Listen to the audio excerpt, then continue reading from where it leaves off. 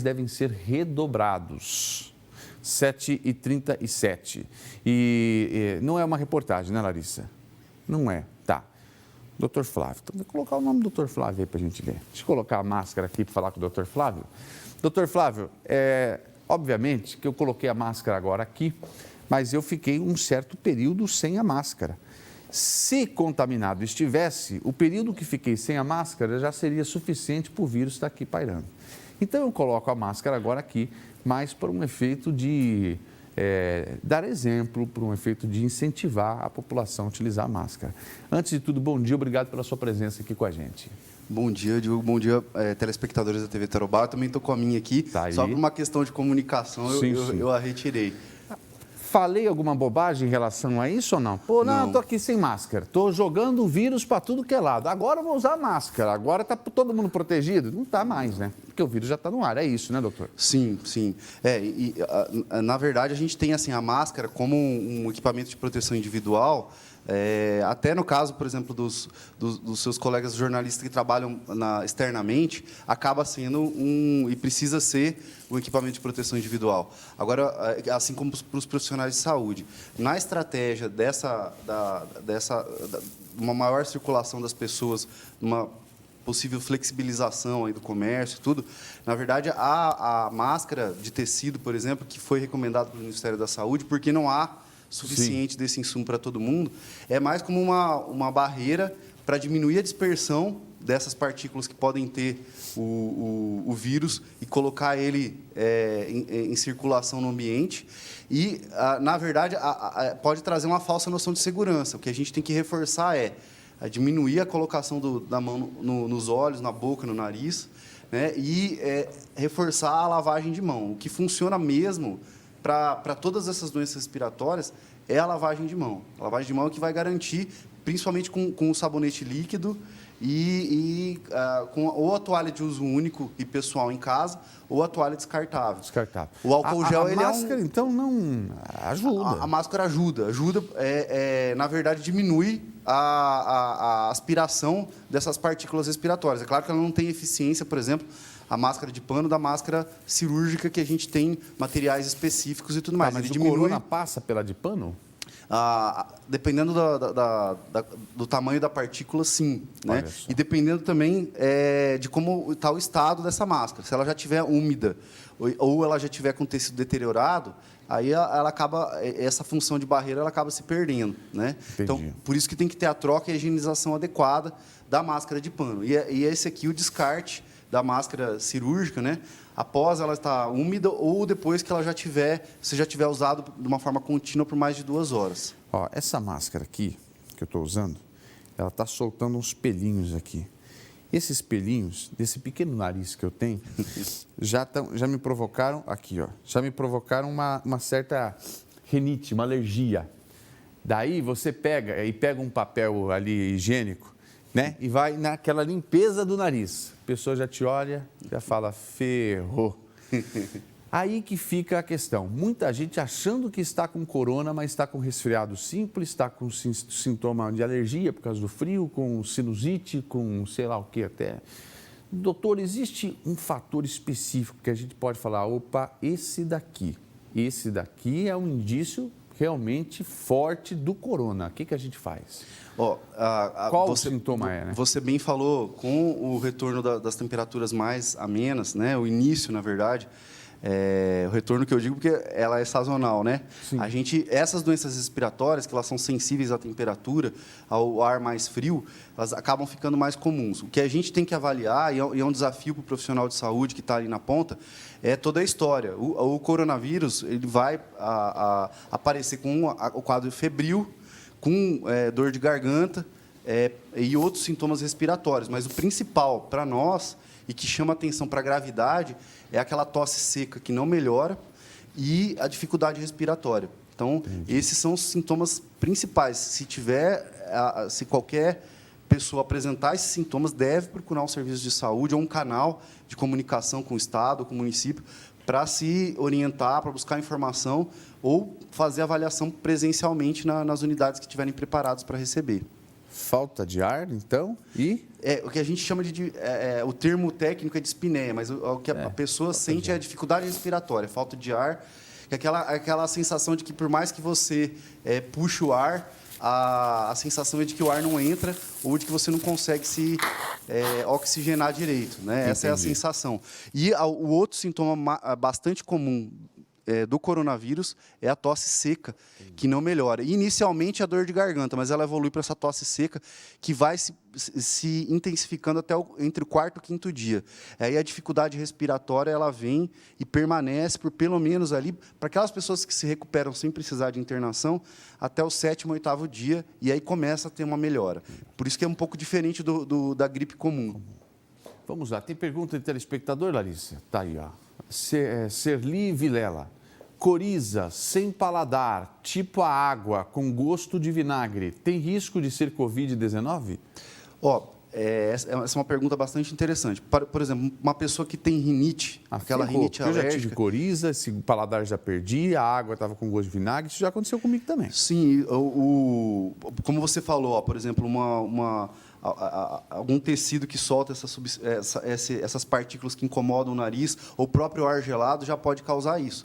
Na verdade, é a coriza, isso, que é o nariz escorrendo e obstruído, né? Então, para a gente pensar em Covid, a gente precisaria ter uma história inicialmente de febre, né? Daquela dor no corpo, e aí depois acompanhado disso, e algum outro sintoma respiratório, como eu falei para você, principalmente a dor de garganta e a tosse. Mas, assim, sem a febre, hoje, ou aquela sensação de febrícula, de calafrio, só relacionado à mudança do tempo, ou alguma, por exemplo, a limpeza doméstica, que você tem contato com poeira e produtos etc. mais fortes, às vezes. E é isso que o profissional de saúde vai avaliar, aquilo que a gente chama que é anamnese, que é aquela conversa que a gente tem para Nesse caso, é melhor diferenciar. Ficar em casa. Sim. Nem procurar o hospital. Espera. Sim, hoje a gente tem canais, inclusive de teleatendimento do Estado, que você pode, pela internet, ter contato com profissionais de saúde da ACESA, que está centralizado lá em Curitiba,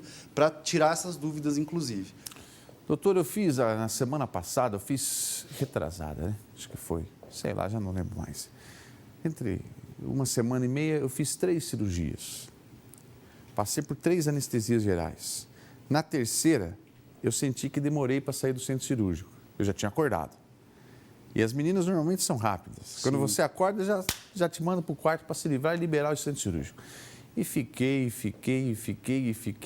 Falei, eita, o que está rolando? E eu, puta máscara de oxigênio. Oxigenação 83%. E não voltava. Não era Covid, foi feito o teste, não era Covid, tá? Mas, assim, alguma coisa que fez o meu sistema respiratório não funcionar. Isso é medido através daquele... oxímetro digital. Oxímetro digital.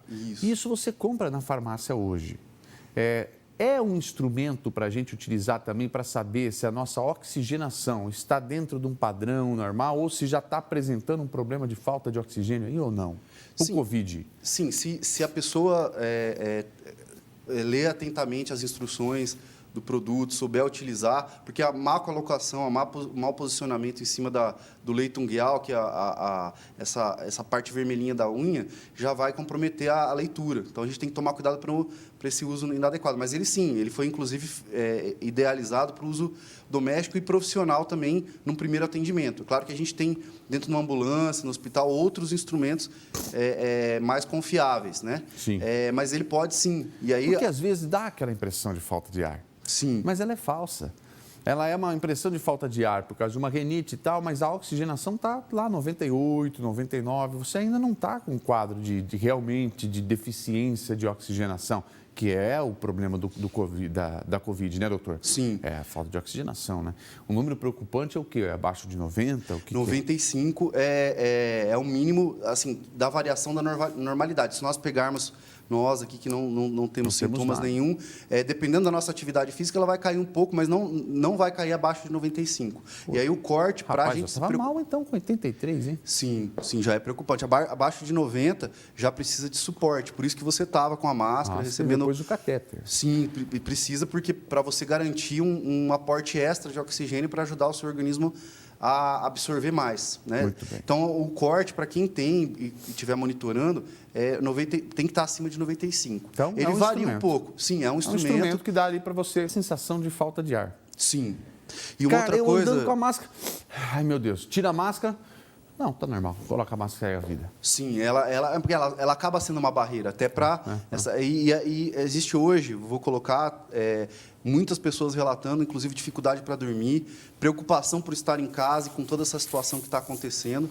Então, e às vezes acaba tendo essa sensação até pela ansiedade que todo esse momento causa, né? E é natural, nós somos seres humanos, todos nós sangramos, todos nós temos parentes, a gente se preocupa com as pessoas que nós amamos, com os outros seres humanos, né? E aí isso pode acontecer. E aí, aliado a essa temperatura, por exemplo, filha, eu tenho rinite também, sei muito bem do que você está falando, a gente já começa a sentir e já se questiona, mas aí... Psicologicamente é terrível, a gente tem que analisar esse contexto, né? A Covid, assim como as influenzas em geral, os outros vírus respiratórios, ele aparece dentro de um contexto de infecção. Então, a pessoa vai ter aquele pródromo infeccioso, que é aquele mal-estar, a febre. E aí, dentro desse contexto, a gente tem que se preocupar, sim. Aí nós temos que ir atrás dos canais, ou pessoalmente, né? Evitar a automedicação, né? E quem tem doença respiratória, buscar controlar esses quadros com as medicações de uso habitual ou procurando um médico que costuma acompanhar para compensar essa doença, senão ela pode facilitar a entrada dos vírus no nosso organismo. Larissa, a gente tem tempo ainda para mais uma pergunta? Vamos lá, bem rapidinho então. Denise Espina, como posso saber se um bebê está com sintomas, seria da Covid-19? Ah, boa pergunta, hein? Porque a gente identifica. Monitorar a febre, né, doutor? Pressupõe. A febre é o principal sintoma, você Porque a criança acertou. não vai falar, né? Ela não tem como se queixar, fazer, não estou sentindo gosto, ou está doendo a garganta. A febre é o primeiro sintoma. Um outro ponto é a diminuição da atividade. Então, aquela criança começa a ficar mais quietinha. Em vez de ela estar chorando, brincando, ou estar alegre, sorrindo, ela começa a ficar mais abatida, dormindo mais. As pessoas falam, ficam mais amuadas. E diminuir o apetite. Então, você oferece o alimento, ou o leite materno, e ela acaba não tendo o interesse pela alimentação. Isso já chama atenção. Agora, no caso dos sintomas respiratórios, que as mães têm que, inclusive, acionar o SAMU se acontecer, perceber os lábios mais arroxeados, ou o nariz com o que a gente chama de batimento de asa de nariz. Ele tenta... Pelo esforço respiratório que ele faz, ele começa a dar a impressão de que o nariz está abrindo e fechando. Isso. Micael, vem aqui, eu vou expor. Eu vou expor. Não, vem aqui o caramba, fecha aqui, ô bichão. Você quer aparecer, você quase não gosta. Vem aqui, fecha aqui. O que é o batimento da asa do nariz? Acho que todo mundo entendeu, mas não aqui. Começou a fechar, abriu, fechou, abriu, fechou, abriu, fechou, abriu. No movimento espontâneo de respiração, na criança, que cena, né? E deplorável, mas é o que eu tenho. Infelizmente, sou feio desse jeito mesmo. Fez isso, lábio roxo, a oxigenação da criança está lá embaixo. SAMU, escutou o que o doutor disse? Exatamente. Né, e aí, adicional a isso, se a criança estiver usando a musculatura do abdômen para forçar a respiração, também acionar o SAMU imediatamente. Olha, é o corpo, porque ali a criança não faz isso conscientemente, é o próprio corpo buscando uma maneira de aumentar a oxigenação. Mas para não assustar os nossos telespectadores, assim, eu volto a dizer, ela vai começar gradualmente a aceitar menos alimentação. Não é assim do dia para noite. Sim, aí sim ela já deve procurar ajuda ou começar as primeiras medidas para não deixar evoluir até esse ponto. Tá? Mas a informação é extremamente importante para a gente saber lidar com a situação. Muito bem. Doutor, eu quero agradecer a sua presença, obrigado por se expor, por vir até aqui. É um horário realmente em que os médicos estão em plena atividade agora às 7 da manhã, normalmente visitando pacientes e tudo mais. Muito obrigado pela sua presença aqui com a gente, viu?